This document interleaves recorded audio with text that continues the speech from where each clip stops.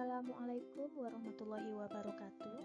Perkenalkan, nama saya Dwi Endah Lestari, mahasiswa PPG Prajabatan Gelombang Pertama LPTK Universitas Riau.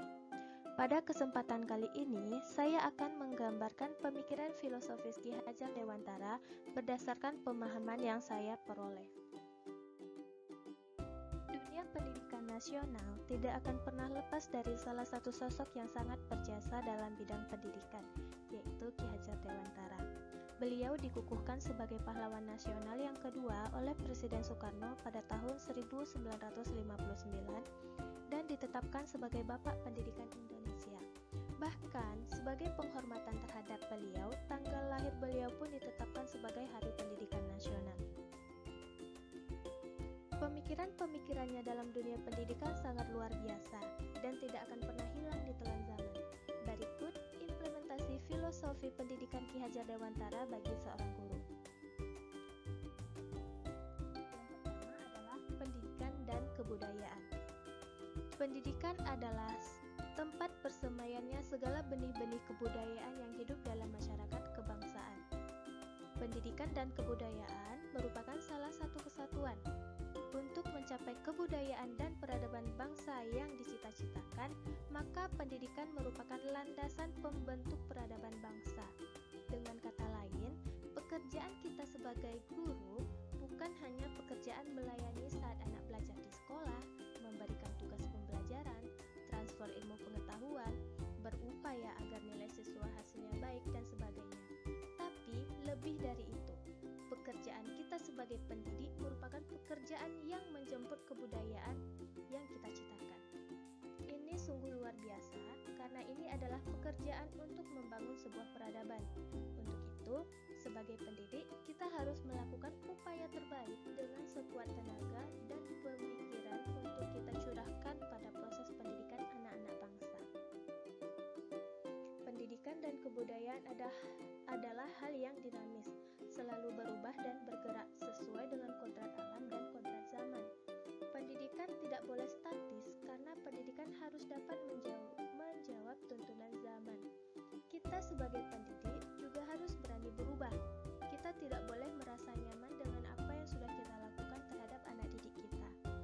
Kita harus selalu mencari hal yang baru, belajar hal yang baru untuk kita persembahkan kepada anak didik kita. Kita harus menjadi guru yang transformatif, bergerak dan tidak menjadi guru yang jadul. Zaman sudah berubah, guru pun harus memberikan pelayanan pendidikan sesuai dengan tuntutan zaman. Adalah guru yang sebagai penuntun siswa kita. Guru menuntut segala kodrat yang ada pada anak untuk mencapai keselamatan dan kebahagiaan setinggi-tingginya. Semua yang kita lakukan di bidang pendidikan harus berorientasi penuh pada siswa. Ki Hajar Dewantara menyebutkan asas dari taman siswa yaitu bebas dari segala ikatan, dengan suci hati mendekati sang anak, tidak untuk meminta suatu hak namun untuk menghamba pada sang anak. Ini artinya, orientasi pada anak adalah hal yang paling utama bagi kita seorang pendidik. Asas tersebut sungguh menggetarkan hati. Betapa untuk mendidik sebuah generasi memerlukan ketulusan hati, tanpa pamrih, dan berupaya melakukan semua yang terbaik demi anak didik menjadi manusia yang berbudi, berkati luhur, dan bertanggung jawab.